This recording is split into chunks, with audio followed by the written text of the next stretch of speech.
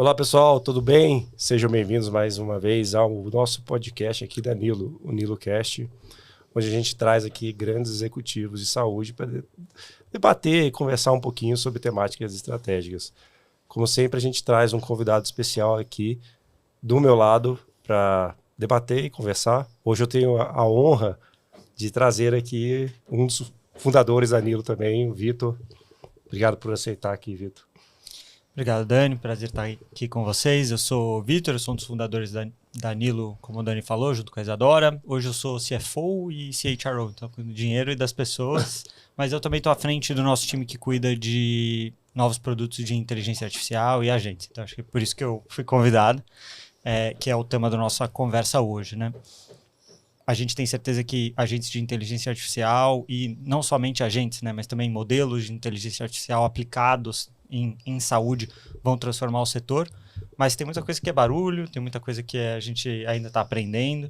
Então a gente trouxe duas pessoas que entendem bastante do assunto, que estão liderando transformação digital nas suas empresas, para conversar com a gente, para a gente ouvir e aprender um pouquinho com eles. É um prazer estar aqui com vocês.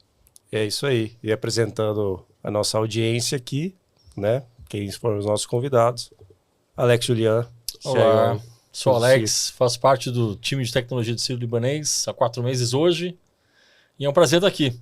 É um prazer estar do lado de gente que vem criando aí uma estrada de transformação e uso de agentes no cuidado. Valeu pela oportunidade. Sorte estar do lado do Vitão com o novo look. Vitão sem barba. Mas vai ter uma conversa boa aqui hoje, eu acho. Hein? Boa. É bom que você já até já puxou a apresentação. O Vitão aí é do mais Vitor. conhecido que nota de R$1.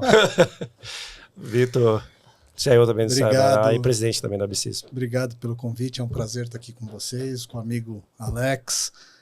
Eu sou o Vitor Ferreira, estou como CIO do Hospital Infantil Sabará, aprendendo como é que funciona um hospital infantil, que é totalmente diferente de tudo que eu tinha visto até então.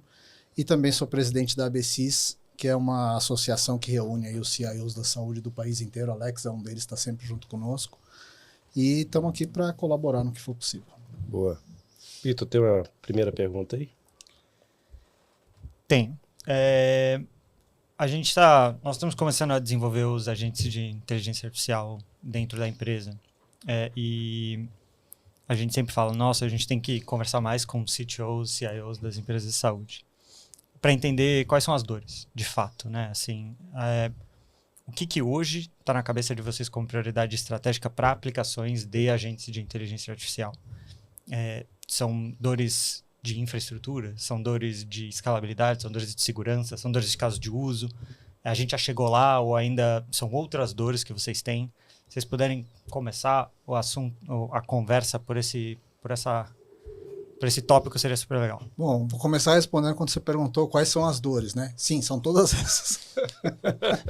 Todas as anteriores. Todas essas e mais algumas, né? Cara, quando a gente olha para o hospital é uma instituição complexa. Complexa e mal resolvida e com um nível de maturidade tecnológica baixo. Mesmo os melhores hospitais que a gente tem no país, quando a gente compara com instituições de outros setores, a gente percebe um delay na adoção de tecnologias. Agora, talvez você não tenha tanta oportunidade em nenhum outro tipo de instituição, porque é justamente onde o mato está alto que essas coisas chegam para transformar a raiz do que acontece no hospital. E o hospital merece isso, porque de todos os setores é onde quem está na linha de produção é um ser humano, o resultado vai acontecer em um ser humano e o erro também vai acontecer em um ser humano. Então, quanto mais estável a gente conseguir deixar a linha de produção do hospital, vamos dizer assim, melhor as pessoas serão tratadas. Hoje, a gente ainda tem um processo basicamente manual. Quando a gente fala, não vou nem falar das nossas instituições, falar do Sírio, né, dos principais hospitais do país, Sabará também é uma referência. A gente é privilegiado de trabalhar em instituições com recursos e com uma visão mais avançada. Quando a gente olha para o cenário global, geral da saúde brasileira, esse cenário é complicado. Temos hoje mais de 7.000 hospitais em funcionamento e a imensa maioria ainda com parcos recursos destinados para a transformação digital e com nível de maturidade muito baixo. Então, aonde você tem todas as mazelas que você pode imaginar, que você pode pensar, e que essas mazelas estão chegando em uma pessoa. Mazelas que a gente até se acostumou e já normalizou, né? Ninguém acha mais estranho dizer que tem fila no hospital. Ninguém acha mais estranho dizer que vai demorar para realizar um exame, ou que perderam o resultado de um exame. Porque isso virou um lugar comum nas instituições de saúde do Brasil. A gente tem uma categoria de hospitais que conseguiram tirar a cabeça para fora d'água e que trabalham com indicadores de qualidade superiores ao que está estabelecido no senso comum. No senso comum, quando o cidadão vai para um hospital, ele já vai esperando que ele vai ser judiado. Né? Então, eu não sou um profissional raiz de TI. Mas por que eu estou aqui hoje como um profissional de TI? Porque eu realmente não acredito que a gente encontre caminhos para melhorar os processos que acontecem dentro de um hospital, em todas as portas que você entra, que não seja através da transformação digital. A gente só vai conseguir escalar, só vai conseguir alcançar o nível de produtividade necessário para a gente entregar mais e melhor se a gente realmente repensar os nossos processos. Não é digitalizar. Porque se a gente só digitalizar, a gente está digitalizando uma bagunça. É repensar. É repensar o que a gente consegue fazer melhor com a tecnologia que a gente já tem hoje em dia. E pensa, né? Quando eu falo que o hospital é uma instituição complexa, se você olhar um hospital, é a junção de um hotel, de um restaurante profissional, enfim, são 5, 6 instituições concentradas numa só e que, para complicar, ainda tem médico e paciente, né? E acho engraçado, a gente estava falando aqui no começo, né? Conversar com os CIOs, com os CTOs. Eu acho que com quem a gente mais tem que conversar é com o médico, com a enfermeira, que está lá na ponta, e entender de verdade aquele universo que eles estão vivendo e encontrar maneiras de ajudar, mas partindo de um princípio em que eles estão engajados nessa transformação que a gente vai realizar. Porque um grande erro que a gente começou a cometer talvez 15, 20 anos atrás, quando a gente começou a falar em prontuário eletrônico, em digitalização, é que a gente achou que era tão óbvio fazer as coisas que a gente começou a fazer as coisas sem conversar com o médico, com a enfermeira. E aí o nível de engajamento é 0, né? E se for 0, não vai acontecer a transformação digital. Então, o primeiro passo é entender a realidade do profissional que está lá na linha de frente, que está lá no front, para o que ele está vivendo, o que ele está sofrendo, entender a realidade dos pacientes, para aí sim poder apresentar o nosso arsenal de soluções e de tecnologias que podem transformar aquilo em algo mais leve, mais rápido, mais assertivo. Pensando no uso de agentes, a gente tem algumas soluções que mare já estão resolvidas na tecnologia, né? Quando você citou alguns casos aí, na minha visão, obviamente. Segurança. Quando você fala de agente que vai ajudar a gente a identificar possíveis lacunas do negócio, né? Então, o que eu acho que a gente tem passado nos últimos anos? Teve o boom do IA. Agora a gente está no momento de melhor governança e entendimento de como que a gente vai usar isso. Teve aquele negócio de uau, vamos fazer um monte de coisa, e hoje a gente sabe muito bem que o IA funciona direitinho para fazer meme. Mas como é que a gente consegue olhar para as regras de negócio e que há casos para que isso se solidifique e demonstre o real valor, né? Você pensar dentro do próprio processo hospitalar, um lugar que a gente busca esse tipo de integração é no ciclo da receita, por exemplo, né? Como é que a gente passa um cenário de aumento das glosas, isso é mercado de saúde, não estou falando da instituição que eu trabalho.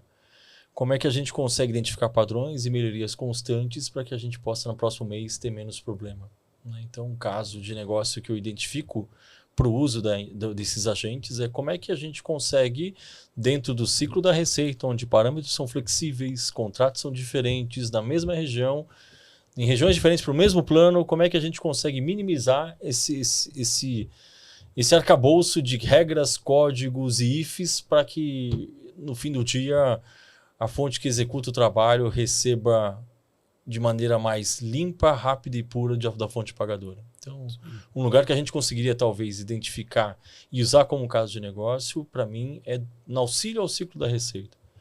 Um outro momento é como é que a gente, com soluções internas e muitas vezes ligadas, consegue dar um revamp dentro do processo, né? Tentando fazer uma analogia aqui, você tinha uma máquina antiga, colocava mais memória, ela ficava boa. Como é que dentro de um sistema legado, através de um agente de IA acoplado eu consiga ressuscitar aquilo que a gente talvez não possa trocar porque está relacionado a um tomógrafo em versão antiga e que a gente não vai comprar por 30 milhões esse mês. Então, eu acho que, olhando para os casos de negócio, eu direcionaria os esforços para comprovar, né? Porque a gente ainda passa por uma hipótese de agentes de IA na saúde. Então, como é que, em tiro curto e rápido, porque eu vejo que se a gente tem uma solução boa daqui a 2 anos, a gente deveria testar daqui a 1 ano e meio. A gente precisa de coisas que mexam ponteiro agora. E pensando em coisas que mexam ponteiro agora, eu direcionaria a integração desses IAs, desses agentes de IAs com sistemas legados para fazer essa potencialização de um processo, ou até botar uma camada acima, de uma usabilidade. E como dentro do meu ciclo da receita, eu consigo analisar melhor, entender melhor e levantar a bola de que, por exemplo, um input do médico na ponta influencia de forma negativa o faturamento que daqui a pouco vai ser feito, entendeu? Então, eu acho que esses 2 casos é o lugar que a gente poderia tocar para tentar identificar as zonas de ganho e assertivas, né? Porque daí é dinheiro na veia, não é hipótese que a gente vai pensar em alguma mágica, aí, vamos dizer assim. Uma das coisas também que a gente tem conversado muito dentro desse ciclo, né? Principalmente a eficiência operacional. Sim. Né? Os hospitais é difícil manter e reter, não só o profissional médico, mas toda a estrutura, né? E aí muitas das vezes a gente vê que ao longo desse ciclo, da jornada do paciente também, bate muito em não conseguir fazer o processo porque não tem aquela pessoa para executar aquele fluxo daquele processo. Ou às vezes você faz um processo, por exemplo, de uma convocação só de um grupo específico, não faz de todo mundo, e aí tem a experiência digital desse processo. O quanto vocês enxergam que os agentes também podem compor como se fosse dentro do arsenal operacional de vocês, fazer parte dessa equipe para ajudar no agendamento, ajudar numa convocação, ajudar, por exemplo, para aplicar um questionário, sei lá, ter mais uma opção de algo que você às vezes não tem esse recurso ali, mas que te dá um ganho. Quanto esse agente pode impactar a sua eficiência operacional? Vai lá, Vitão. Olha, eu estou pensando ainda na tua resposta anterior, né? Quando tu falou do processo, do ciclo de faturamento, né? Do ciclo de contas. Não tem dúvida de que é mais seguro testar e colocar para rodar e buscar uma melhoria num ciclo onde o erro talvez não tenha um impacto tão alto quanto se ele tiver, por exemplo, num processo de apoio à decisão clínica. Né? Mas, ao mesmo tempo, o que a gente vê acontecer no ciclo de receita das instituições, ele não é um problema técnico. Né? O que a gente vê acontecer no relacionamento entre operadoras e prestadores é um uso político das glosas, não sempre técnico. Né? Aquela coisa que eu preciso segurar o dinheiro aqui desse lado, então tá com uma glosa linear lá de 10% e vamos ver quem vai gritar e daí a gente vai lidar com isso. Então, nesse aspecto, eu vejo o potencial de uma ferramenta como essa diminuído, porque a regra é que não tem regra. Né? Então, fica difícil de você conseguir encontrar. Já quando a gente fala assim, e eu concordo que é muito mais difícil, porque é muito mais sensível, a gente está lidando com um dado sensível, a gente está lidando com o ser humano, mas quando a gente vai para a atividade fim, você tem aquele uso que é o uso nobre da tecnologia. Lógico, a gente tem que ter um perfil ético, a gente tem que ter um perfil de produção com um patamar muito superior de exigência, mas começam a aparecer coisas. No cenário, não especificamente nos hospitais brasileiros. Eu estava lendo hoje, escrevi um artigo hoje sobre a primeira cirurgia robótica que foi feita sem nenhuma intervenção humana. Né? Então, todo o roteiro da cirurgia foi definido por inteligência artificial, foi na Hopkins, lá em Baltimore, nos Estados Unidos, e foi uma colecistectomia, ela foi feita do início ao fim, sem nenhuma intervenção humana. Então, eu fico imaginando uma situação dessa. E, por exemplo, quando a gente fala dos agentes, né? Por trás, quando eu falo que o roteiro foi definido pela inteligência artificial, por trás da máquina o que tinham eram agentes discutindo cada situação imprevista na cirurgia e qual que era a melhor conduta a ser tomada. E o resultado final foi que que foi apurado foi que a cirurgia teve um resultado similar ao de um cirurgião experiente. O único problema, primeira, né, é que ela demorou um pouco mais. Mas que todos os atos técnicos realizados ali, que foram decididos de maneira autônoma pelos agentes de IA, junto com o equipamento, foram atos tecnicamente corretos. E aí eu fico pensando, quantos que a gente precisa que deem certo dessas iniciativas para a gente efetivamente mudar o nosso processo hoje na saúde? Quando que a gente vai... eu vou te dar um outro exemplo, vai. Hoje, quando a gente fala do carro autônomo, né? Que a Tesla, o Elon Musk já tinha dito que em 2017 a gente ia ter 10 mil carros autônomos circulando e tal, e não aconteceu. Não aconteceu por quê? Vocês já viram o estardalhaço que acontece quando tem uma falha num carro autônomo? Putz, o carro autônomo atropelou um coelho de noite, numa noite que estava chovendo. Cara, a gente era capaz de atropelar o coelho e ainda voltar para dar ré e passar por cima do coelho de novo, mas o nosso nível de intolerância com as falhas das máquinas autônomas é exagerado. Talvez por um protecionismo, talvez até inteligente, de não perdermos o nosso espaço de atuação, mas quando a gente olha, por exemplo, o drama que a gente tem na saúde, com pessoas morrendo na fila porque não chegam a tempo de realizar o procedimento, a fila não anda a tempo de realizar o procedimento. Aí eu acho que a gente tem que encontrar um meio termo para realmente aplicar o quanto antes tecnologias que podem nos colocar num patamar superior do que a gente está conseguindo com a atividade humana. Com todos os cuidados, com todos os testes, tudo, mas sem a reserva de mercado e a reserva de atuação que a gente demonstra hoje. Hoje, a reserva que a gente tem para dar saltos maiores na utilização da tecnologia, essa reserva acontece por medo, não por impossibilidade técnica. Eu estava pensando na eficiência operacional, né? Quando a gente fala assim da receita, a gente tem times gigantescos de faturamento que às vezes são maiores que os times do front office, né? Sim. Então, para que consultor vai investir, e o pessoal do faturamento me perdoe, em 70 pessoas para ver se a conta está certa, sendo que poderia investir em 10 e ter 60 pessoas para atender na ponta, né? Que o fim do hospital é o cuidado. E a gente hoje, infelizmente, foca no back-office para tentar manter o cuidado ativo na ponta, porque no fim do dia é dinheiro na mesa, né? Então, o olho, concordo plenamente com o que você está dizendo, que a gente precisa olhar para o futuro, mas pensando em eficiência de curto prazo, a gente tem muita coisa para ser feita ali atrás ainda, né? Muita coisa para fazer o cara que garante o faturamento, o cara que analisa o contrato que muda todo mês e precisa atualizar isso dentro do sistema de gestão hospitalar, o cara que faz lá a auditoria, né? Às vezes a gente tem um time imenso que gera um monte de papel que é desnecessário porque o processo status quo foi delimitado desse jeito. Temos problemas de cadastro, né, Alex? Exato. Eu estava discutindo isso hoje no trampo. Assim, a gente está pensando num lake, só que o maior problema é a entrada. Né? Então, como é que você torna a entrada estruturada e aí a gente trabalhando com legado? Uhum. Como é que você torna a entrada estruturada para que o dado seja melhor?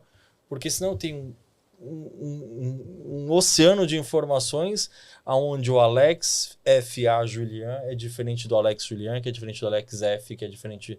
Então, isso a gente precisa, de alguma maneira, resolver o back para que o front fique mais fluido, né? Porque... Infelizmente, em alguns casos, a gente ainda usa a pessoa do cuidado para ver se a conta está com o remédio correto. Uhum. Para ver se o contrato que falava que o pacote...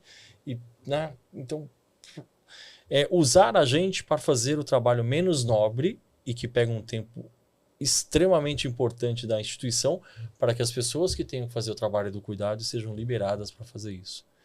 E aí, a minha preocupação é porque, na minha visão, essa parte do número é uma coisa mais tátil, é uma coisa que você consegue entender que o resultado deu certo ou errado fazendo um cálculo, né? Fazendo uma conta, que muitas vezes a gente também não pode, obviamente, esquecer do para frente. Né? Eu não posso automatizar o passado sem estar de olho no futuro. Mas, para mim, a gente ainda precisa provar algumas coisas com o IA para ver que a hipótese ainda funciona, que a hipótese realmente traz resultado, que a hipótese realmente muda o ponteiro. Né? Se você olhar de 3 ou 4 anos para cá, que a gente fala de IA, sendo desses 3 ou 4, 2 mais forte, o que a gente canalizou de IA na saúde hoje foi para olhar exame. Né? Foi para olhar manchinha no raio-x, manchinha. Então, cara, o que mais? Né? Onde mais isso vem? Onde mais que isso traz a magia que acontece em um monte de lugar para a saúde que é tão carente, que nem você falou muito bem, muito bem. Então, provando essas hipóteses, primeiro, eu vou, na minha opinião, eu vou liberar a gente com muito mais qualidade do cuidado para fazer o cuidado.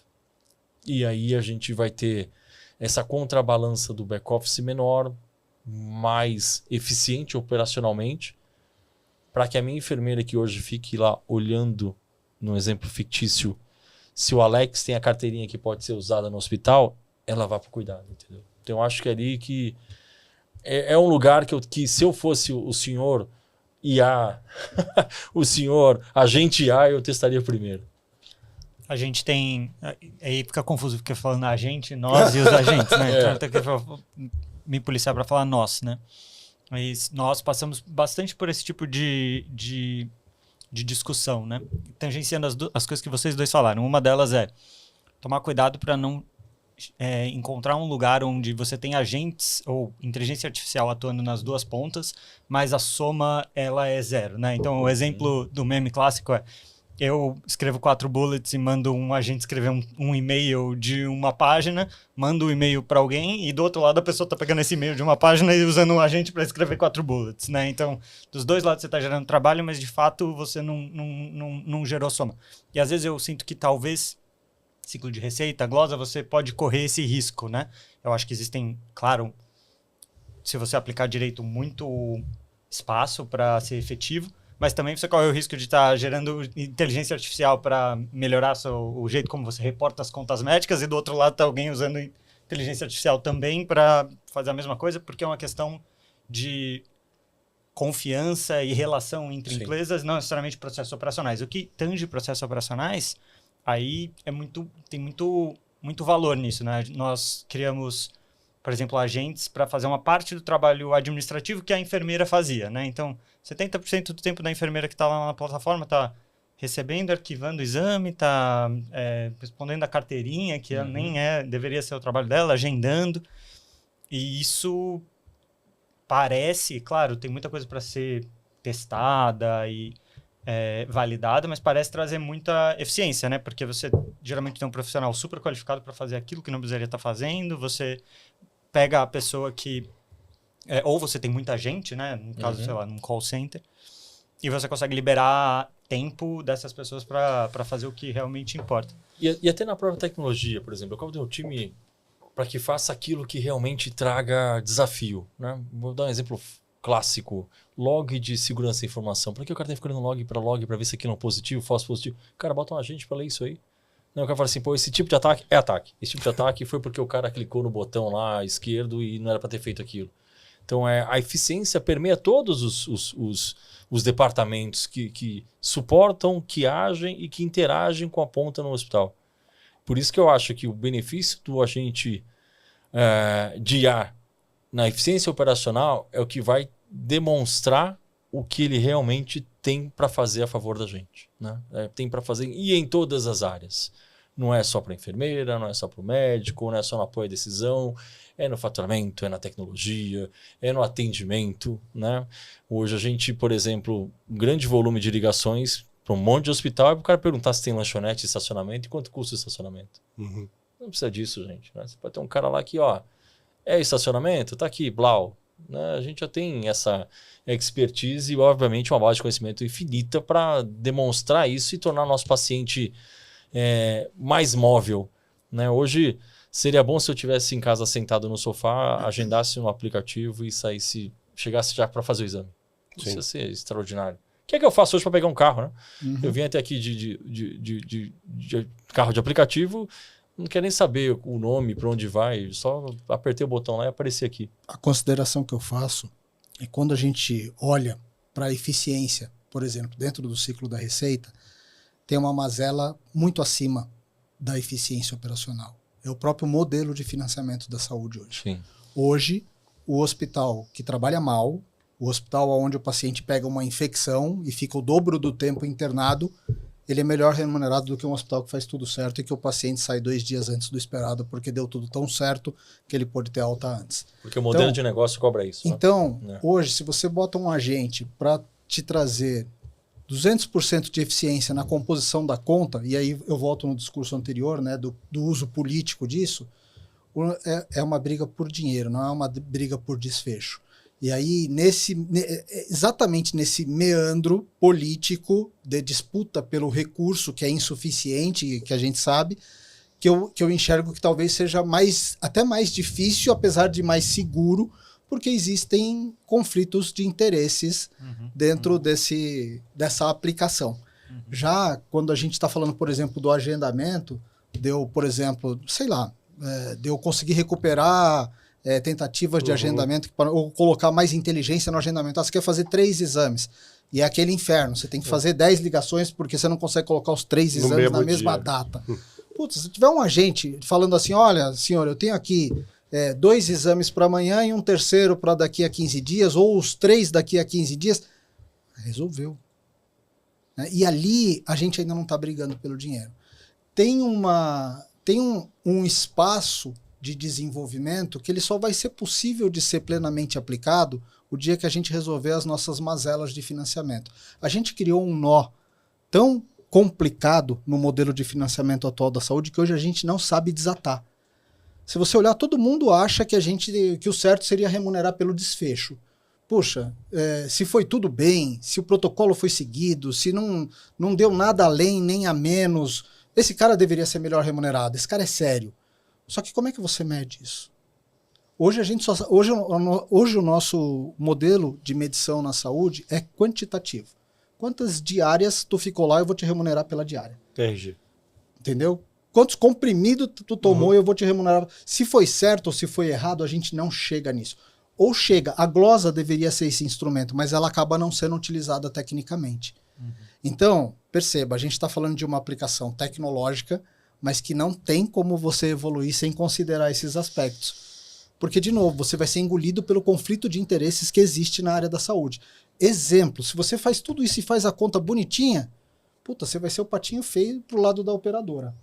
A operadora vai achar algum jeito de encontrar uma mazela, porque, cara, você está fazendo tudo muito certo e o dinheiro está indo muito rápido para o seu lado. Então, tem desconstruções para acontecerem para que essa aplicação possa ser. Já quando a gente olha, não para essa parte específica do ciclo de receita, mas você olha aplicações onde você vai ter um defensor claro, como o paciente. Cara, o paciente que fez uma consulta de telemedicina para resolver uma gripe, na próxima gripe que ele tiver, ele não vai mais para o hospital. E porque ele sabe que ele consegue resolver ali. E tem um ponto muito interessante que eu discuto, assim, eu trabalhei há 5 anos atrás com Big Data, quando chegou o Watson aqui, que veio aquela bagunça do Watson aqui, que vai caríssimo, né? Milhões e milhões. Você entrava e falia o hospital, né? Você ia fazer um Big Data com o negócio, pô, eu só faço isso e quebra o hospital. E hoje a gente vê um acesso democrático cada vez maior, né? Pelo menos até acesso, né? Que era uma coisa quase impossível ter acesso ou dialogar. Hoje minha filhinha lá pode brincar lá no seu processo.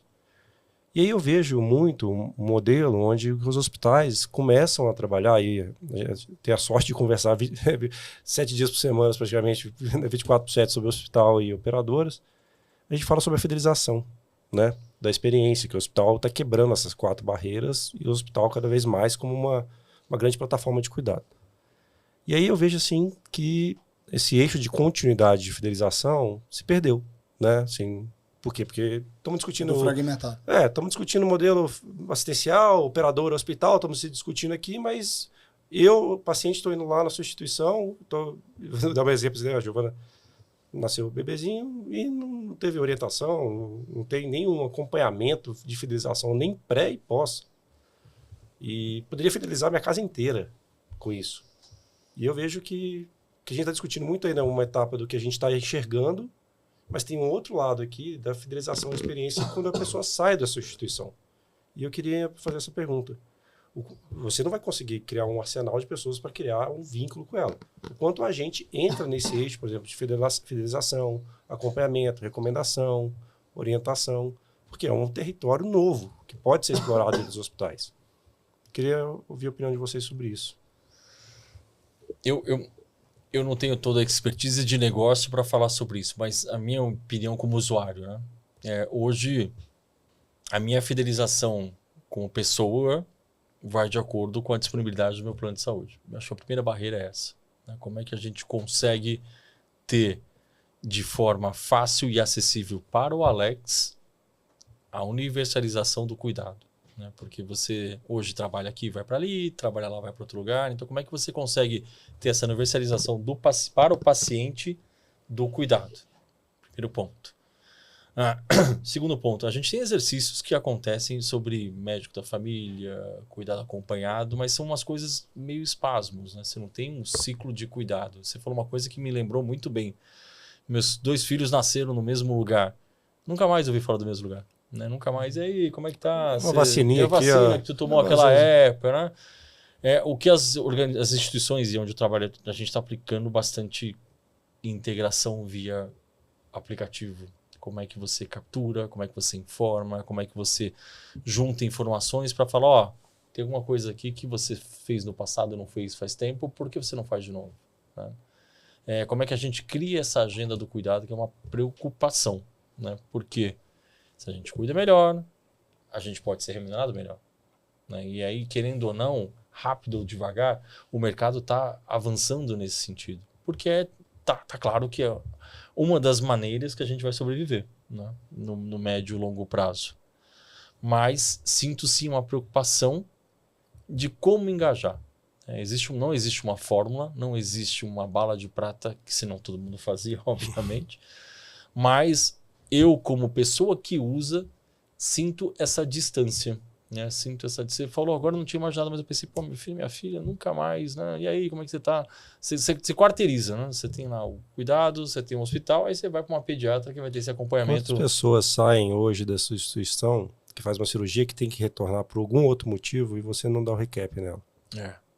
Entendeu? Então, assim, que tem ali, às vezes, um CID que foi encontrado, que é preciso fazer um processo. A gente na instituição tem exercícios que já levam a isso. E quanto a gente pode entrar nesse processo? Sem dúvida. Porque aí vai cair na eficiência operacional. Isso. Né? Você tem lá os IFs e DEPARAs, que o cara vai ler, a gente vai ler aquilo lá, exatamente. E aí, de novo, né, volta para a conversa da eficiência. Você vai tirar hoje a enfermeira que faz o call, a enfermeira fala, ô, seu Alex, pô, você tá aqui, fez um exame no tempo passado, você não fez de novo. Né? Vai trabalhar essa fidelização? Ela falou, não, eu tô aqui com um paciente internado aqui. Exatamente. E aí, como é que você, através de uma régua de comunicação, a grosso modo, consegue ter esse tipo de interação? Isso. É isso que a gente tem que buscar. Acho que tudo isso acaba acontecendo porque tem uma coisa que a gente fala muito, mas pratica pouco, que é colocar o paciente no centro do processo. Né? Hoje, a instituição de saúde, ela tem que correr para todo lado para continuar de pé. É difícil, né? O hospital é uma instituição onde passa um caminhão de dinheiro e no final sobra 5%, 10% de margem. E com aquela complexidade que a gente falou no começo. É uma instituição onde eu tenho 17, 18 profissionais de nível superior disputando espaço e protagonismo. Onde eu tenho esse nível de auditoria para verificar se as coisas foram. Essa briga pelo dinheiro que é insuficiente. Uma inflação que é diferente da inflação geral, que não se paga. Então, é um cenário em ebulição permanente. E lá no meio tem o paciente. Esse exemplo que você acabou de dar, Alex, puxa, os dois nasceram no mesmo lugar. Nunca, nem mais. Perceba, é a coisa mais básica de se fazer em termos de fidelização. Não é tecnologia, é caderninho de anotação. Caderninho com papel, hoje é aniversário dos filhos do seu Alex. Vou ligar para perguntar se está tudo bem. A Quitanda faz isso. Mas o hospital não consegue fazer. Por quê? Porque o paciente não está no centro do processo. Os processos hospitalares não foram feitos para acolher o paciente. Não foram feitos para promover saúde. Foram feitos para cuidar de doença. Então, quando a gente fala do modelo de financiamento, que o modelo de financiamento não é feito para premiar quem trabalha melhor, veja, tem um desmonte para ser feito aí para que a gente possa buscar eficiência não vou nem falar eficiência na operação, eficiência no conceito, eficiência de entregar para o paciente aquilo que é a expectativa mínima do paciente. Veja, imagina o paciente que tem uma doença crônica e que vai para o hospital, passa no hospital todo mês, ou para fazer uma diálise, ou para fazer algum tratamento. O que esse paciente espera? Imagina, o cara está indo lá faz 5 anos. Ele espera que pelo menos o hospital o conheça. Que na hora que você chegar lá, fala, ô Vitão, tudo bem? Cara, toda vez ele tem que parar no mesmo balcão, ele tem que entregar o mesmo documento, ele tem que preencher o mesmo formulário. Ou seja, de novo, em qualquer outro processo, esse cara já teria uma carteirinha VIP, que ele já não pegava fila com todo mundo, que ele já não sentava num lugar diferente. No hospital, cara, é ali, fica ali, espera ali. Então, nós temos, quando a gente compara essa sensibilidade do processo hospitalar, o processo hospitalar, e veja, é a hora que as pessoas estão mais sensíveis. O processo hospitalar é o mais insensível de todos. Você é melhor tratado numa fila de banco, que o seu gerente te conhece, do que num hospital. Então, tem uma coisa que é realmente colocar o paciente no centro e desmontar o modelo de financiamento. Simples, se fizer essas duas coisas, vai funcionar bem. É só fazer isso. É só fazer, né? Mas tirar esse nó e colocar o paciente no centro. Quando o Alex fala assim, está acontecendo, eu também acho que está acontecendo. E está acontecendo por causa da tecnologia. Está acontecendo porque hoje em dia, bem ou mal, ou porque o cara está querendo colocar o paciente no centro, ele vai ter que ter um app e o paciente vai fazer o agendamento do sofá da casa dele. Bem ou mal, ele vai ter um canal de comunicação que ele consegue acessar a informação que ele precisa do hospital aonde ele estiver. Então, a tecnologia está trazendo isso para o hospital. Aí, voltando para a pergunta original, aonde que a gente coloca os agentes de inteligência artificial? Como apoio, e aí acho que tem uma premissa muito importante, a gente não deve pensar na tecnologia para substituir as pessoas, e sim para empoderar as pessoas. Como apoio, eu acho que os agentes de inteligência artificial têm aplicação em todos os processos hospitalares. E aí, se a gente for ver por aquilo que faz mais diferença, lógico, quando eu falo tudo, eu estou falando de fazer a conta de uma forma que a conta já chegue limpa para a operadora e ela não precise ter um exército lá de conferência para depois falar, glosei. Não precisa mais, né? A coisa já vai estar auditoria on time, né? Já no ato do consumo já tem uma auditoria dizendo, isso aqui eu não vou te pagar, porque isso aqui não é pertinente para esse CID que você está me mandando. A gente já tem possibilidade tecnológica de fazer isso. Só que seria muito rápido, o dinheiro trocaria de mão muito rápido. E aí não é conveniente, aí a gente entra nos conflitos de interesse, entendeu? Agora, quando a gente fala do paciente no centro, tanto o paciente quanto o médico se sentirão mais protegidos quando a tecnologia significar para eles uma supermemória, significar para ele uma discussão de qualidade, significar para ele um vislumbre do futuro próximo, impedir o médico de fazer uma bobagem, impedir o médico de dar um medicamento que o cara é alérgico. Coisas que a gente já tem hoje muito fragmentadas, são diversas ferramentas que a gente tem no prontuário eletrônico e que te dão esse alerta de alergia, de não sei o quê. Que na hora que a gente conseguir materializar isso num agente de inteligência artificial, é um superpoder para o médico e é uma super conveniência para o paciente, entendeu? Então, ali, e você não está mexendo ainda nesse grande nó que a gente falou de financiamento.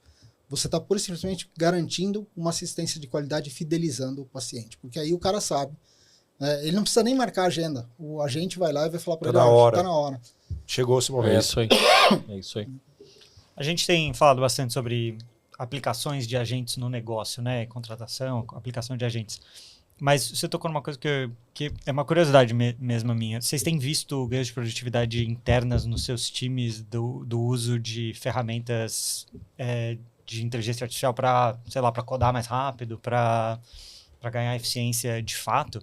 Eu pergunto isso porque aí com o chapéu de pessoas dentro da Nilo, né? A gente tem feito esse movimento, né? Para não ser um negócio só que a gente está desenvolvendo para fora, né? Mas para dentro de casa também, começar a conseguir juntar todas as nossas fontes de informação, expô-las de uma maneira que as pessoas consigam acessar via agentes de uma maneira segura e que não comprometa a escalabilidade, e ao mesmo tempo treinar os times, assim, o time de pessoas, por exemplo, o nosso time de pessoas, um exemplo, criou um agente no Slack que responde as dúvidas Só dos pra colaboradores. ele é o chefe do time de pessoas. Ele é o que criou. Então, ele Não, já não- tá. não Não, criou. ele tá incentivando, ele é É. o chefe da nossa. Então, E criou um agente que responde no Slack as dúvidas dos outros colaboradores. Esse tipo de coisa vocês já têm começado a ver acontecer? Sim, sim. No Cílio a gente tem um agente, que eu esqueci o nome agora, peço desculpa ao pessoal que vai ouvir, mas que ele responde dúvidas do colaborador, assim, crachá, onde eu vou, como que eu reservo. A gente já criou essa agilidade para que dependa menos do atendimento, né? Porque assim, você vai atender mais gente, se precisa de mais gente, fica uma coisa exponencial. Então como é que a gente, de novo, torna o trabalho do colaborador mais voltado àquilo que traz resultado do que realmente simplesmente tirar uma dúvida? A gente tem um agentezinho que depois, daqui a pouco eu lembro o nome, que tem essas respostas. Na própria tecnologia, a gente usa agentes para analisar logs e ver se aquilo realmente é um problema ou não, né? Para que o cara, ao invés de perder 200 horas analisando que um problema é um problema, ele fala, ó, não é um problema, continua. Ó, é um falso positivo, é um positivo positivo. Então isso faz a gente ser, de novo, focado aquilo que a gente é pago para. Né? Eu sempre cobro pro meu time assim, a gente tem umas discussões, a gente precisa de mais gente, vocês não precisam de mais gente, precisa de automação. Vocês precisam fazer coisas inteligentes para fazer o dia a dia e coisas que vocês usem o conhecimento técnico e necessário para trazer evolução. Agora, a gente para fazer o mesmo, vocês não precisam. Né? Esse é um trabalho do gestor, olhar o processo que ele toma conta e falar assim, cara, como é que eu coloco? E aí vamos chamar de agente de IA, tudo aquilo que a gente conhece, os nossos velhos RPAs, aquelas coisas que automatizam o dia a dia, Não, a gente, né? que hoje, mais bonitinho, a gente pode chamar de agente de IA. Né? Então, como é que você torna o seu trabalho... a gente está passando lá uma implementação agora de um reset senha. Assim, 60% do trabalho do Service Desk foi, cara, não, automatiza. Qual que é o problema? Não é que você vai ficar investindo em gente para fazer isso aqui. Não, isso aqui não é trabalho legal. Legal é você fazer a gestão do prontuário que o cara pode ou não pode acessar, o que ele pode ou não pode olhar. Então, é isso que eu cobro do meu time, que você olhe para o que você está fazendo e como é que você automatiza isso e tira esse trabalho repetitivo e que não é tão nobre do seu dia a dia. Chamando isso de RPA, agente de IA, mágica, quiromancia, ótimo. Mas você precisa, sim, convocar o seu time e achar essas eficiências, né? Porque no fim do dia, vai tornar o dia a dia do seu funcionário mais leve, né? Hoje as pessoas saem de férias e não acessam mais nada, porque a gente tem coisas que faz de forma automática que o cara precisa fazer na mão. Né? Então, eu volto esse desafio para o time, né? Porque se eu tiver que olhar todas as ilhas, né, talvez eu não traga a eficiência que seja necessária. Então, está em meta, o que você vai tornar do seu dia a dia menos manual e mais automático, seja com o nome que você queira dar. Então, isso é realidade, sim. Realidade, sim. Eu concordo com você, né? Às vezes a gente tá muito travado no discurso da inteligência artificial e não é para tudo que você precisa, né? Às vezes a gente tem outras oportunidades fantásticas de operacionalizar problemas com um RPA ali. Né? Mas não dá para ignorar o que está acontecendo, né? A oferta tecnológica. Então, assim, no Sabará a gente está testando muita coisa. E com vários modelos. Exemplo, eu tenho um grupo de lideranças de processos no hospital, que eu botei numa sala e eu dei aula de ChatGPT para eles. Para que eles conseguissem olhar ChatGPT generalizando, né? Porque até isso a gente está discutindo. Qual que é melhor para qual aplicação. Sempre com o cuidado muito, muito explícito no que diz respeito à privacidade. Porque todo dado dentro do hospital é um dado sensível. Perfeito. Mas é muito interessante você ver que as aplicações são diversas e muito diferentes. Então, exemplo, eu tenho lá uma pesquisa mensal de satisfação que eu tabulo, e que era no Excel, e que era na mão e tal, não sei o quê. A gente conseguiu criar o prompt que dá o relatório, que você joga a base, ele já te dá. Então, um negócio que antes o colaborador passava um dia tabulando, imprimindo, fazendo o gráfico, agora ele 3 minutos sai lá, plum, né? E tem outras coisas que aí envolvem parcerias com fornecedores, com terceiros. Eu gosto muito da ideia da aplicação dentro do hospital dos SLMs, não do LLM. O LLM, para a categoria de informação sensível que a gente tem no hospital, é sempre complicado. Cara, eu não sei se é infantil a minha desconfiança ou não, mas quando eu entro ali na configuração do ChatGPT e eu tenho que falar 3 vezes que eu não quero compartilhar o meu dado, eu ainda fico com a sensação que eu estou esquecendo de apertar algum botão e que o meu dado, no final das contas, vai ser compartilhado. Isso para a saúde é terrível. Agora, quando a gente está falando do SLM, eu estou falando de algo que eu entrei, eu fechei a porta, ali eu tenho uma base de dados organizada e eu posso fazer um uso mais inteligente daquela base de dados. Aí eu acho que é legal. Nós estamos, eu não vou falar agora porque vai ser aplicado daqui a pouco, mas a gente tem um desses, parecido com o que o Alex falou, de tirar dúvida de funcionário, funcionando. Mas é assim, são para as questões da porta para dentro. É o funcionário que vai ser o grande beneficiário daquilo, ele vai ter uma qualificação permanente, porque agora ele tem aquela ferramenta. O cara só vai ficar com dúvida se ele tiver preguiça de perguntar, porque está tudo ali. Tá tudo ali e, assim, o nível de disponibilidade que essas ferramentas oferecem, até então a gente não conhecia. Até então você tinha um trabalhinho para conseguir a informação. Acabou o trabalho para você conseguir a informação. Então, eu tenho a tendência hoje de pensar em diversos SLMs, né, do Small Language, espalhados pelo hospital, cada um com a sua finalidade principal para otimizar aquele processo. E hoje eu estou fazendo POC com alguns. Né? Por exemplo, a Nilo está lá no hospital, é a nossa ferramenta para navegação dos pacientes. Cara, o quanto a gente pode utilizar a gente para tirar tarefas manuais do enfermeiro navegador ou do etc. e deixar esse cara assim para coisas mais nobres, para aquele cuidado mais humanizado, para realmente dar atenção personalizada, isso é infinito. Né? Porque hoje a gente gasta as pessoas em tarefas burras, né? Em lembranças, em lembretes que não tem que mais ser um ser humano que tem que ficar atrás daquilo ali. Então, muitos testes e muito... Quando você perguntou assim, ó, você já tem eficiência? A gente tem vários pequenos sucessos. Aquela coisa assim, que na hora que você soma, deu um monte de tempo ali. Né? O exemplo que o Alex deu, agora o cara sai de férias e não mexe mais. Cara, é que você não percebe, porque a partir do momento que o problema deixou de existir, você lida como se ele nunca tivesse existido. Mas aquilo tirou um caminhão de abordagem para cima de você. E as ferramentas estão ficando mais inteligentes. Então, hoje, quando você olha o prontuário eletrônico, ele está incorporando em um nível bastante acelerado funcionalidades de inteligência artificial em todos os módulos para fazer interação medicamentosa, para lembrar o histórico do paciente, para trazer alerta sobre aquela condição específica daquele paciente. É que é tudo tão rápido e tão contínuo que a gente não para pensar. Mas se você olhar qualquer um, aqui a gente tem prontuários diferentes, mas se nós dois olharmos o que está nos nossos prontuários hoje e compararmos com o que estava 18 meses atrás, a mudança é brutal. Isso é outra coisa. O nosso nível de insatisfação parece que ele acompanha a velocidade do desenvolvimento tecnológico. Né? Coisas que hoje a gente nem imaginava que a gente teria, a gente já tem e continua insatisfeito. Só fazer uma justiça, o nosso agente chama Ravi. Eu consultei os universitários aí. Consultei meu agente de plantão. Obrigado, Ricardo. E aí eu sei que é Ravi. E eu quero trazer uma provocação, então, aqui. Eu vi um vídeo que era 2 agentes conversando. É o agente pessoal, não sei se vocês viram esse agente pessoal, falando com o agente do hotel para buscar lá. Linguagem que não era falada. Aí ele falou, bora falar, então, bora falar a linguagem de agentes aqui. Bem, você falou muito bem dessa questão de estamos corrigindo ineficiências dentro de um processo. Quanto vai ser interessante, ou quanto vocês estão já olhando a conexão entre agentes?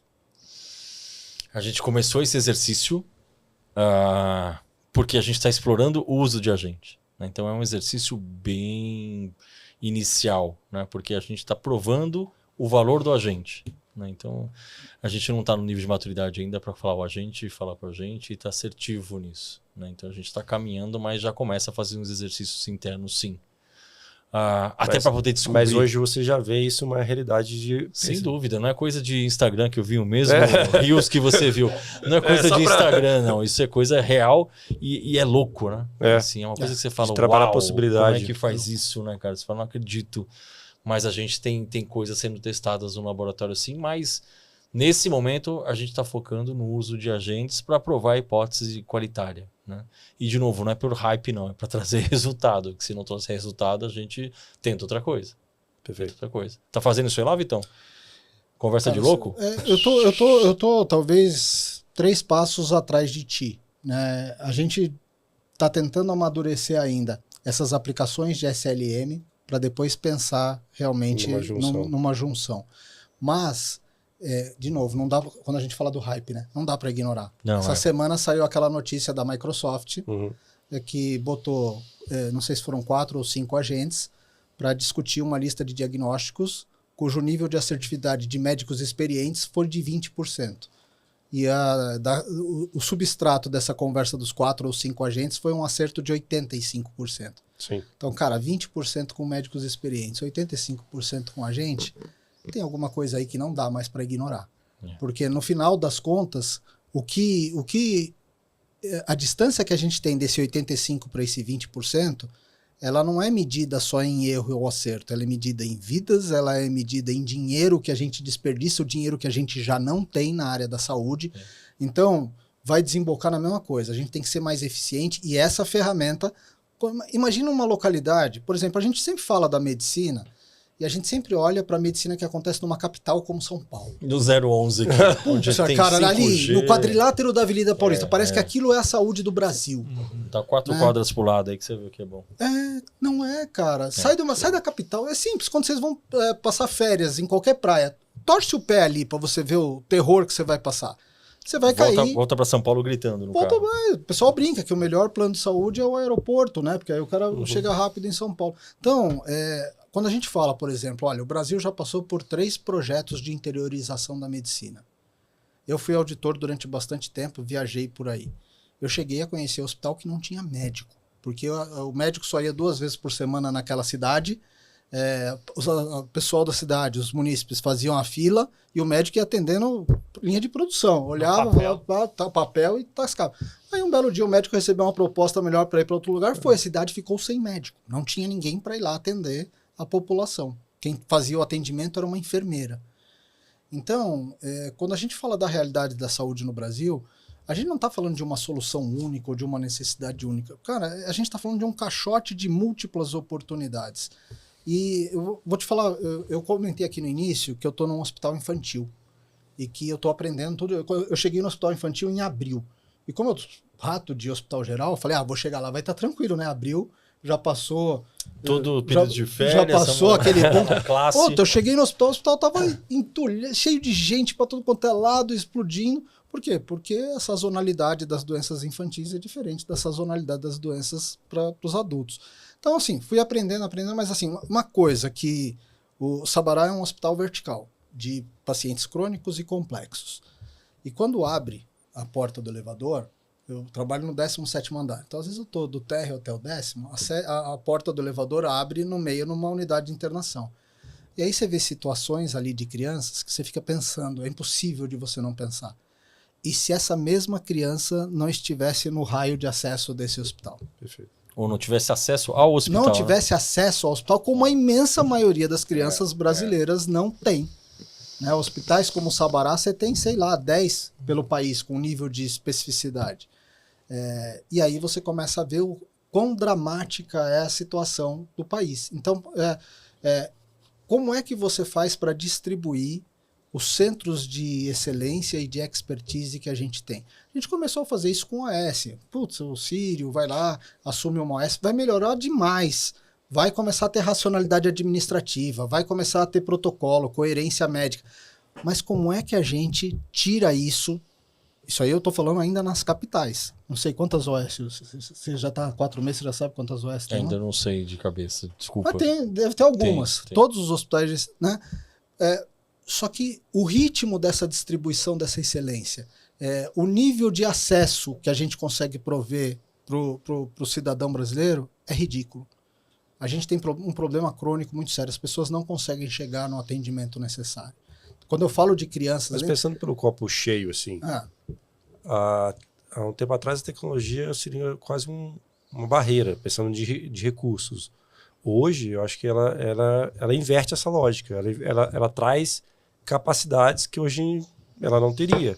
Foi um habilitador por exemplo, importante. A minha mãe, talvez, não sei se foi a visitar que minha mãe iria, mas minha mãe era é pediatra, ela atuava lá numa cidadezinha e ela precisaria ter, assim, para ser mais viável, atender mais pessoas, era uma lista infinita. A tecnologia, antigamente, seria um viabilizador, porque era custo elevado. A telemedicina, aquele lá, era caríssimo. Hoje é commodity. Então, a gente vê muito que os agentes hoje, eles têm um potencial diferente de um tempo atrás, dessa nova revolução que veio, de democratizar mais, chegar a mais pessoas. O quanto vocês acham que isso é uma verdade ou não? E aí eu vou emendar e vou quebrar o protocolo aqui. Vou fazer uma pergunta para vocês. O que vocês viabilizadores de agentes estão mirando para o mercado? Aí eu vou deixar o Vitor que comanda essa daí. Eu acho que tem muita coisa. Acho que a gente precisa mais uma hora para falar, porque de uma perspectiva de negócio e de escalabilidade, tem dois grandes blocos que eu diria, né? Tem um que é a construção dos agentes em si, né? Pensar nos prompts, pensar nos fluxos, pensar em como conectar eles nas fontes de dado, como expor essas fontes de dado e etc. A gente tem começado por processos mais administrativos, né? Eu acho que é um pouco, né, disso tudo que a gente já discutiu durante essa hora. Por uma série de questões, mas também por uma questão de facilidade de acesso, por uma questão de tamanho do ROI e do problema que a gente consegue resolver, de velocidade. A gente escolheu começar tanto pelos fluxos que já eram feitos por enfermeiras ou profissionais de saúde no NiloCare, né, ou concierges, quanto por fluxos mais conversacionais com pacientes de atendimento, agendamento, esse tipo de coisa, porque a gente acredita que isso é uma porta de entrada mais rápida de provar a ROI e onde existe uma dor latente. Tem uma outra dor, que é algo que acaba entrando na minha cabeça bastante, tá bom, mas como que isso escala e como que isso de fato abrange todos os hospitais e todas as áreas dentro do hospital? Porque você não corre o risco, daqui a pouco você tem 300.000 agentes rodando, puxando informação de uma maneira desestruturada nos seus sistemas de informação, sem rastreabilidade, sem segurança, se você tem pacientes falando com isso, você pode ter gente mal intencionada tentando mexer com o prompt. Então, como que a gente cria também a infraestrutura para ajudar essas instituições de saúde a expor esses dados para que agentes consigam consumi-los de uma maneira segura, rastreável, de uma maneira confiável, né? Que um CIO, um CTO pode falar, beleza, eu posso posso deixar meu time criar um agente aqui, ou eu posso contratar alguém que vai criar um agente aqui, porque eu sei que eu não consigo, o risco é baixo, né? Eu não consigo quebrar, né, o processo como um todo, eu não tenho nenhum risco de vazamento de informação, que seria pior ainda. E, além disso, como que eu escalo os agentes, né? Porque também não dá para ter um fluxo e um agente diferente para cada coisinha nova que eu for fazer e para cada pessoa. Então, como que eu começo a olhar para prompts e começo a olhar para esses fluxos, mesmo assim, pensar em RPA-like, né? Mas assim, como que eu monto esses de uma maneira que eu vou expandir para outras coisas, eu consigo reaproveitar e só mudar as variáveis, né? Quase como se assim, tivesse um prompt que definisse o esqueleto e com base nele eu consigo mudar partes desse prompt para casos de uso diferentes, garantindo a base e a infraestrutura de uma maneira escalável. É uma coisa que está muito na minha cabeça e que a gente tem discutido bastante sobre para o futuro, né? Agora, pro presente, é isso que a gente estava falando, né? Eficiência operacional. Eficiência operacional, construindo os agentes, os primeiros agentes nessa frente mais de atendimento. Tua cirurgia 100% robótica vai ter que esperar uns anos aí, Vitão. Pois é, não sei. Se você pensar... você imagina, veja tudo que a gente está falando aqui. Você leva robô ainda lá para Viçosa ainda. Tudo que a gente está falando aqui, se essa conversa tivesse acontecendo 2 anos para trás... Meio ano atrás. Nós não teríamos. Então, não sei se vai demorar. A gente já fala assim, papo de maluco. Eu não sei se vai demorar ou se vai arrebentar a boca do balão e vai romper com o nosso conservadorismo para algumas situações, entendeu? E aí tem um ponto que o seu xará falou que é um ponto nefrágico para que isso deslanche ou não. Como é que a gente vai garantir a segurança da informação no uso disso, né? Acho que o principal ponto de questão aqui é como é que você vai garantir que ele pegando 3 ou 4 itens do HIS para dizer que o cara tem alergia a medicamento não vai parar lá em qualquer lugar, né? Isso que é o ponto que a gente vai ter que trabalhar bastante, como os dois lados, quem constrói e quem vai usar, para ver se isso não pode impactar em nada o nosso ciclo de trabalho. Eu não tenho dúvida de que isso é muito importante. Agora, quando a gente fala da dificuldade técnica para que a gente venha prover essa segurança, cara... Já foi, né? Já foi. Já não é mais uma... Né? A gente não é rocket science mais. Pois é. A gente não é mais foi. grego, né? Não, já foi. Então, eu fico pensando que esse argumento ele ainda é muito utilizado por aquele cara que ainda se aproveita das mazelas do sistema. Sim. Ele ainda é muito utilizado por aquele cara que não quer ver essa mudança, que não quer ver...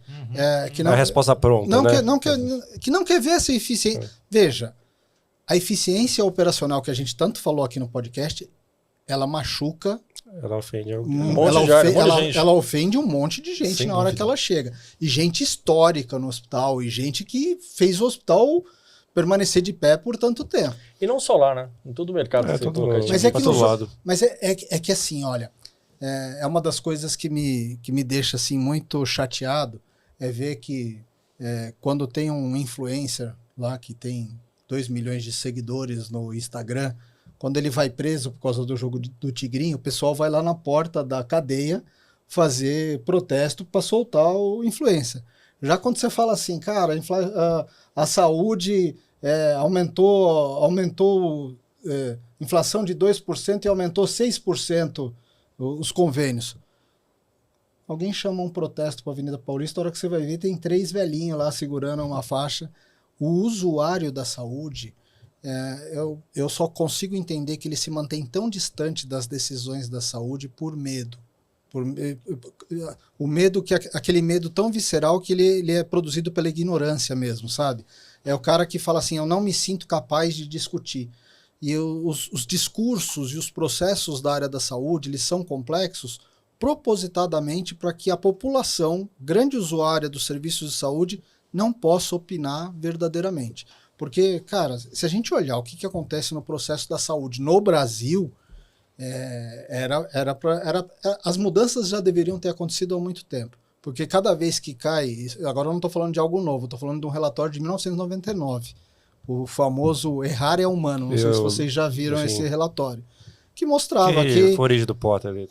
Que mostrava que a cada semana caía um Boeing 747 de erros evitáveis da área da saúde.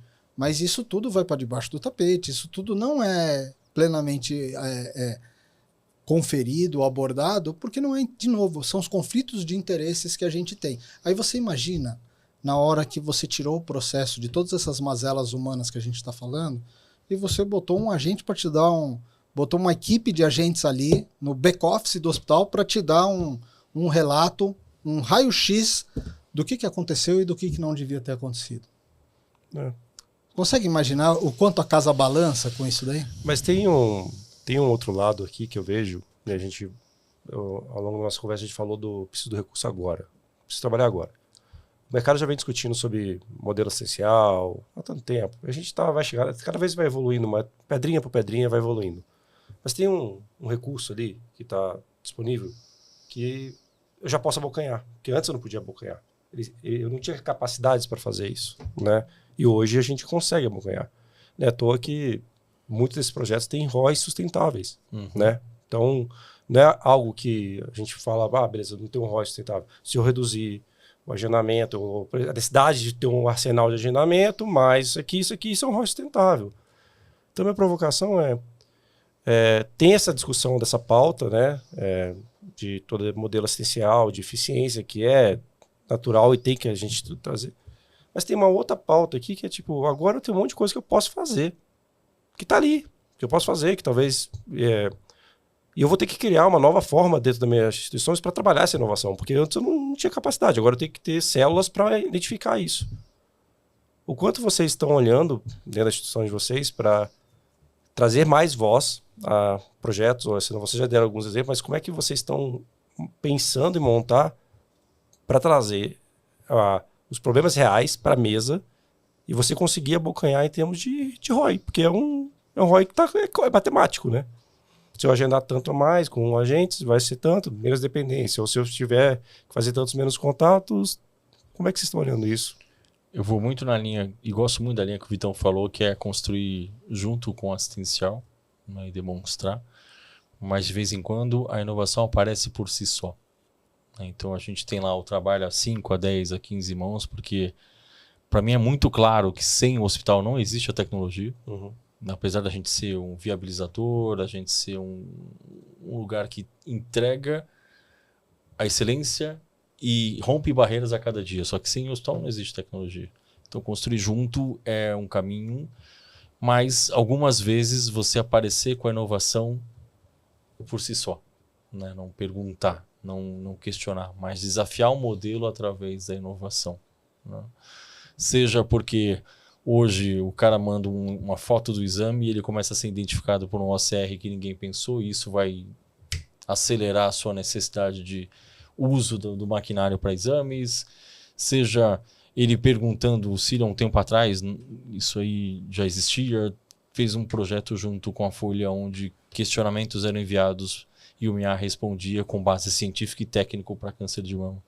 Então eu acho que a inovação tem que aparecer em conjunto, mas a tecnologia tem sim o pioneirismo de trazer o benefício acoplado a essa inovação conjunta. Não só co-criar, mas através das inovações técnicas que já estão disponíveis, como a gente falou aqui em cima, às vezes trazer a novidade à tona e usável, né? Não é uma estante, mas é um trabalho que tem que executar e trazer benefício, né? Eu acho que não cabe mais a gente fazer coisas porque acha que tem que ser feitas, mas a partir de uma estratégia definida você pode trazer inovações que vai potencializar a estratégia. Ótimo. Eu escrevi um livro esse ano que chama Amor, Propósito e Tecnologia Invisível. Como que a gente faz para reconectar os profissionais de saúde com aquilo que realmente importa. Quando a gente olha para essas 3 variáveis, começando pela tecnologia invisível, em quase todos os lugares e setores que eu consigo imaginar, a tecnologia visível ela é um ativo. Se eu for num aeroporto, o aeroporto mais tecnológico do mundo é muito legal. O hospital é um pouco diferente disso. Quanto menos eu perceber a tecnologia no hospital, e quanto mais a tecnologia fornecer espaço para que apareça o propósito e o amor dos profissionais de dos profissionais de saúde, mais bem sucedido eu estou sendo com essa tecnologia. O foco não deve ser a tecnologia. A tecnologia ela deve ser uma liberdade para que o profissional... o cara que fez carreira na área da saúde, ele fez porque ele tem o coração voltado para aquilo. Ele pode ganhar dinheiro, mas é porque ele gosta de tratar a gente. E muitas vezes ele não consegue fazer pelo processo que se instaurou.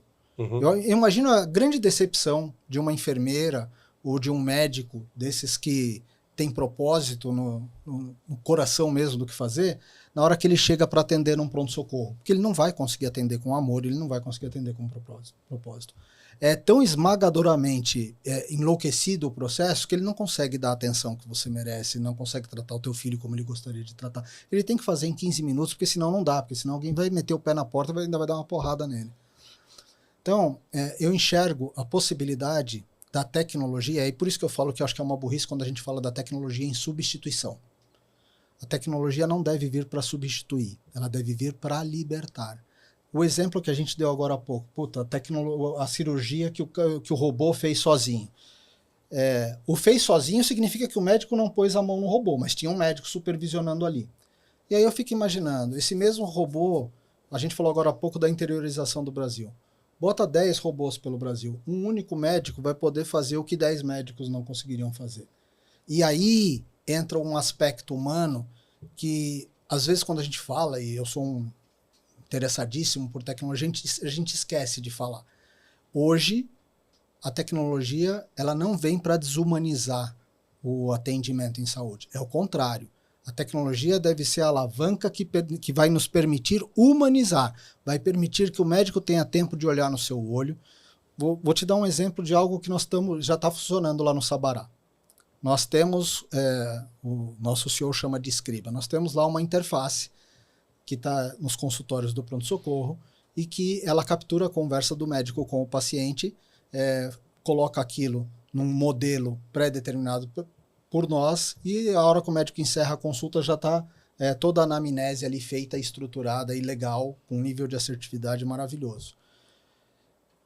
consegue perceber a diferença que era antes você passar 20 minutos conversando com o médico com o monitor aqui na tua frente, te fazendo perguntas e catando milho, porque ele não é preparado para aquilo, catando milho para colocar as informações e se estressando, porque os prontuários eletrônicos viraram a maior causa de burnout dos médicos, porque, putz, eu não entendia que tinha que pegar o mouse naquela hora. Tal. Agora não, agora mudou. Agora esse cara põe o monitor para o lado, vamos começar a consulta. Apertou, começou, gravou tudo, terminou a consulta, ele só confere se está tudo ok, não precisou digitar nada, se quiser insere alguma coisa ou tira alguma coisa.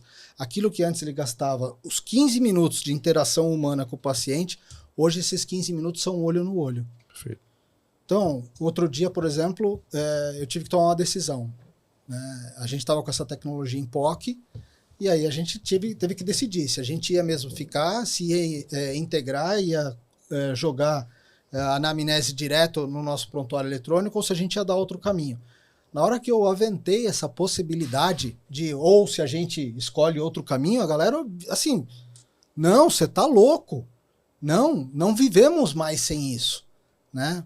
Por quê? Porque aquilo resgatou uma possibilidade de um atendimento num nível de contato humano que a gente tinha perdido. Então, isso para mim é o que, quando você fala assim do agente, o grande ativo do agente que a gente pode ter é isso, é libertar as pessoas para que elas, tendo confiança na ferramenta, elas possam se dedicar para tarefas cada vez mais complexas.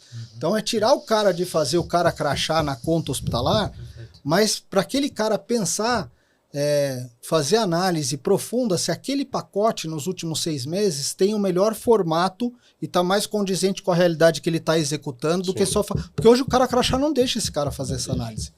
Não deixa, não tem como. Tá, respiro. Ó, o papo tá bom. E aí, assim, eu vou querer o livro depois, mas eu trouxe um presente para vocês. Olha só. Aqui, então... Ganhei o caneca e o Paco. Tá. Vive ainda melhor. Muito obrigado. Esse é mais chique, né? Dá para tomar. Pô, vou voltar geladinho. Vamos sim, vamos trabalhar na. Espero que a gente consiga. Cadê? Qual que é a nossa câmera? Ô, Vitor, olha pra câmera e sorria. Isso, tem que fazer um merchan aqui. Isso. O Vitor com seu modelo de barba 2025. Espero que vocês tenham gostado. Barbaless, o mundo já tá tão difícil, né? Pra que esconder um rostinho bonito? Mas eu queria a consideração final de vocês aqui, que vocês gostaram, que vocês... Cara, eu acho muito bom a gente ter esse tipo de conversa, porque mostra a preocupação tanto de quem fornece, quanto quem usa, de um momento que é inevitável. Né? Que é a gente olhar por daqui a pouco e colocar isso em prática da melhor maneira possível, seja no back-office, no front-office. Eu acho que a preocupação aqui é muito válida ter essas conversas, é muito enaltecedora ter essas discussões numa coisa que o Vitor sempre pregou, né? A gente não compete na tecnologia. A gente se ajuda na tecnologia para que a tecnologia sirva para todos. Né? Então ela é o grande libertador, usando a palavra do Vitor aqui, para que as pessoas possam fazer o trabalho que foi perdido por qualquer que seja o motivo, que a tecnologia criou o problema. Então, tá aqui compartilhando, além de Gabrindes, foi uma experiência maravilhosa. Trocar com você, Daniel, com os dois Vitors, que sorte tá aqui e valeu mesmo. Obrigado pela chance. Com certeza, sempre muito bom. Esse cara aqui é um irmão que a vida trouxe aí pra gente. Ele incorpora bem isso que ele falou agora, a gente não compete. Vocês viram ali no começo eu falando, putz, quero levar minha equipe lá. E nessa resposta e nesse nível de interação que vocês viram, isso é o que a gente vê acontecendo e que a gente fomenta na ABCIS, que é a Associação Brasileira dos CIOs.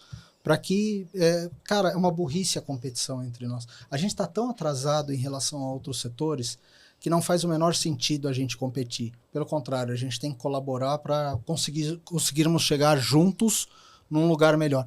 Você sabe que essa semana eu gosto de publicar bastante no LinkedIn, né? E tem surpresas e frustrações. Às vezes eu escrevo um artigo que eu falo, nossa, esse aqui arrebentou. Tem 2 curtidas lá, minha e da minha namorada, né? Aí às vezes eu boto um que não tem nada a ver, assim, que, sabe, botei só para ocupar espaço e arrebenta. E essa semana eu peguei uma foto e coloquei assim, ó, a saúde do futuro será digital, com você ou sem você. Porra, arrebentou, tem um monte lá de curtida. E aí depois eu fiquei pensando, né, a frase tem uma profundidade que bate nesse termo que você falou. E as pessoas se sensibilizaram por isso. É porque é inevitável. Sim. É inevitável. Você pode escolher ir junto e participar da mudança, ou você pode escolher deitar no meio da rua e ser atropelado por ela. Porque não tem mais jeito. Tudo que a gente está falando aqui de eficiência, eu gostei mais desse termo, é inevitável.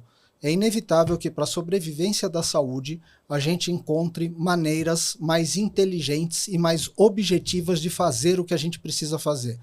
Porque enquanto a gente se perde na complexidade dos nossos processos, tem alguém sofrendo, esperando atendimento, tem alguém que morreu na fila, tem alguém que recebeu um diagnóstico errado e está tomando o que não precisa, de uma vertical que já não tem o dinheiro mínimo para fazer o que precisa fazer. Então, a solução para isso que a gente... O inevitável para isso é que a transformação digital, é que a tecnologia nos coloque possibilidades mais organizadas e mais efetivas da gente fazer o que a gente tem que fazer. Isso vale para todo mundo que está atuando, do profissional que está ali na limpeza, que precisa ser melhor alocado para o hospital estar sempre limpo, ao médico transplantador, que é o bam, que é o nível intelectual mais alto que tem na instituição. Todos precisam de ajuda, de tecnologia para serem melhores naquilo que fazem. Esse é o ponto.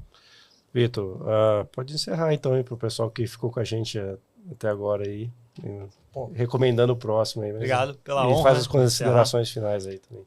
A gente volta, né? Vou fazer outro. Eu preciso ganhar mais brindes, gostei. Eu gostei do copo. Fazer coleção. Eu gostei muito da conversa.